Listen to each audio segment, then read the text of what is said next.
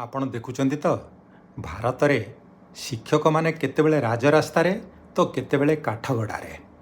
ଆମେ ଶିକ୍ଷକମାନଙ୍କୁ କହିଥାଏ ଯେ ଏମାନେ ହେଉଛନ୍ତି ଆମ ଗୁରୁ, ଗୁରୁଜୀ, ଆଚାର୍ଯ୍ୟ, ଟିଚର, ଶିକ୍ଷକ, ମାଷ୍ଟ୍ରେ, ସାରେ, ଏମିତି ସବୁ ବିଭିନ୍ନ ନାଁରେ ଆମେ ସମ୍ବୋଧନ କରିଥାଏ।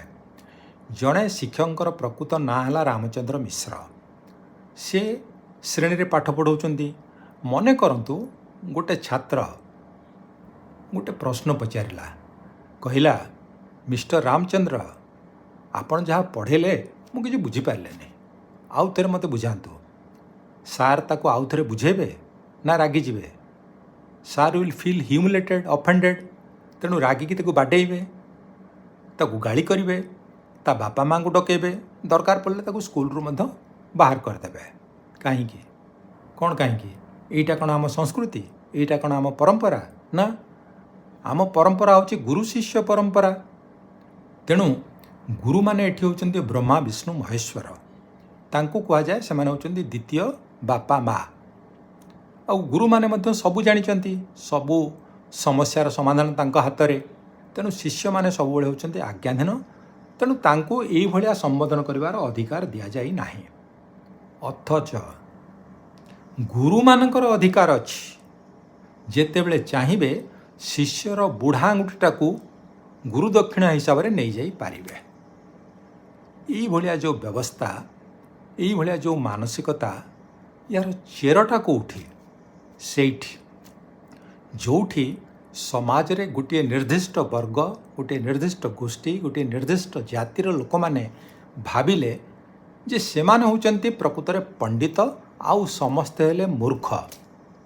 କାହିଁକି? କେମିତି? Because they had the privilege and access to the books and religious scriptures. କେବଳ ସେଇମାନେ ହିଁ ପଢ଼ୁଥିଲେ ଦୀର୍ଘ 3000 ବର୍ଷ ଧରିକି, ଅନ୍ୟମାନେ କେହି ପଢ଼ିପାରିବେନି। ତେଣୁ ଦେ ବିକେମ୍ ଜ୍ଞାନୀ, ଗୁଣୀ, ଗ୍ରେଟ୍, ତାପରେ ପରେ ଗଡ଼୍। ଅନ୍ୟମାନେ ସେମିତି ମୂର୍ଖ ଅଧମ ହେଇକି ରହିଗଲେ।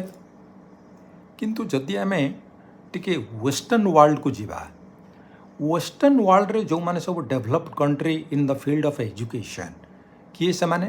ସୁଇଜରଲ୍ୟାଣ୍ଡ, ଫିନଲ୍ୟାଣ୍ଡ, ନରୱେ, ଡେନମାର୍କ, ଏଇସବୁ କଣ୍ଟ୍ରିରେ ତାଙ୍କର ଯେଉଁ ଶିକ୍ଷା ବ୍ୟବସ୍ଥାଟା କ'ଣ? ସେଠି କ'ଣ ସାରେ, ଗୁରୁ, ଗୁରୁଜୀ ଏମିତି ଡାକୁଛନ୍ତି? ନା, ସେମାନେ ବାଇ ଫାଷ୍ଟ ନେମ୍ ସେମାନେ ଡାକନ୍ତି। Mister Johnson, mister Jack, miss Jessica, miss Sarika, ଏଇଭଳି ନାଁରେ ସେମାନେ ଡାକନ୍ତି। ଆଉ ସେଠି ତାଙ୍କର ଟିଚରମାନେ କେବେ ହେଲେ ଭାବନ୍ତିନି ଯେ ସେମାନେ ସବୁ ଜାଣିଛନ୍ତି, ଛାତ୍ରମାନେ କିଛି ଜାଣିନାହାନ୍ତି। ସେମାନେ ଏତିକି ଜାଣନ୍ତି ଯେ ବୟସ ଅନୁଯାୟୀ ସେମାନେ ବଡ଼, କିନ୍ତୁ ଜ୍ଞାନରେ ଯେ ସେମାନେ ବଡ଼ ସେ ପ୍ରକାର ମେଣ୍ଟାଲିଟି ସେମାନଙ୍କର ନଥାଏ। ସେମାନେ କେବେ କହନ୍ତି ନାହିଁ ଡୁ ଦିସ୍ ଅର୍ ଡୁ ଦ୍ୟାଟ୍। ତାହେଲେ ସେମାନେ କ'ଣ କହନ୍ତି? କହନ୍ତି ଲେଟ୍ ଅସ୍ ଡୁ ଇଟ୍। ଯଦି ଜଣେ ଛାତ୍ର ବା ଛାତ୍ରୀ ଗୋଟେ ପ୍ରଶ୍ନ ପଚାରିଲା, what is the answer to this question, ତାହେଲେ ଟିଚର କେବେ କହିବନି ଯେ I know everything, you do not know anything. ଏଭଳି ସେମାନେ କେବେ କହିବେନି। ସେମାନେ କହନ୍ତି ଲେଟ୍ ଅସ୍ ଫାଇଣ୍ଡ ଆଉଟ୍ ଦ ଆନ୍ସର୍। ଏଇଭଳିଆ ହେଉଛି ତାଙ୍କର ଆଚରଣ, ଏଇଟା ହେଉଛି ତାଙ୍କର ଆପ୍ରୋଚ୍। ତାଙ୍କର 1999 ପାଖରୁ ଦଣ୍ଡ ବ୍ୟବସ୍ଥା ବ୍ୟାନ୍। ସେଠି ମାଡ଼ କିଛି ନାହିଁ, ନା ଫିଜିକାଲ ନା ମେଣ୍ଟାଲ, କିଛି ନାହିଁ। କିନ୍ତୁ ଭାରତରେ ଏବେ ବି ଦେଖିବେ କିଛି ଟିଚର ଏଇ ଯେଉଁ ଗରିବ ପିଲା, ବସ୍ତି ପିଲା, ଏମାନଙ୍କୁ ଭିନ୍ନ ଦୃଷ୍ଟିରେ ଦେଖିଥାନ୍ତି। କହିଥାନ୍ତି, ତୁ ମୂର୍ଖଟା, ତୋ ଦେଇ ପାଠ ହେବନି, ତୋ ବୁନିଆଦରେ କିଏ ପାଠ ପଢ଼ିଛି? ଏଇଭଳିଆ ଆଚରଣର, ଏଇଭଳିଆ ଉଚ୍ଚାରଣର ଯେଉଁ ମନସ୍ତାତ୍ତ୍ୱିକ ପ୍ରଭାବ ପିଲା ଉପରେ କ'ଣ ପଡ଼େ, ଟିଚରମାନେ ଜାଣିନାହାନ୍ତି, ଜାଣିବା ଦରକାର। ଖାଲି ଡିଗ୍ରୀ ଧରିଦେଲେ ଜଣେ ଟିଚର କେବେ ହେଇଯିବ ନାହିଁ। ଜଣେ MBBS ଡିଗ୍ରୀ କରିଦେଲେ କ'ଣ ଜଣେ ଭଲ ଡକ୍ଟର? ନା, ତାର ଗୋଟେ ହ୍ୟୁମାନ୍ ଟେଷ୍ଟ ବା ଗୋଟେ ଏମ୍ପାଥି ଟେଷ୍ଟ କରିବା ଦରକାର। ସେମିତି ଟିଚରମାନଙ୍କର ଯେ BEd ହେଇଗଲା, କି CT ଟ୍ରେନିଂ ପାଇଗଲେ, କି DLEd କରିଦେଲେ, ତାଦ୍ୱାରା ସେମାନେ OTT ଓ ଷ୍ଟେଟ୍ରେ ପାସ୍ କରିଗଲେ, କହିବେ ଯେ ଆମେ ଶିକ୍ଷକ ହେଇଗଲୁ, ହେଇଯିବେ? ନା, गोटे प्रकार साइकोलोजिकल टेस्ट से उत्तीर्ण हवा दरकार। ये कथा कहीं कहुच्छी ना देखा जाइए जो NCRB data national crime record bureau data रे अनेक टीचर अच्छा जो माने विभिन्न अपराध रे लिप्त। आपण मैंने देखी जे माने चोरी करती, डाली चोरी, अंडा चोरी, चाउल चोरी, बही चोरी, विभिन्न चोरी काम लिप्त। अनेक टीचर अच्छा से माने मद पियंती, हांडिया पीकरी स्कूल रे गड़ू था। अनेक टीचर अच्छा जो माने आश्रम सेवाश्रम रे जो आदिवासी झील मानू प्रेग्नांट करके घर को पठे दियंती। ये हूँ एमानकर कार्यकलापर किछि किछि उदाहरण।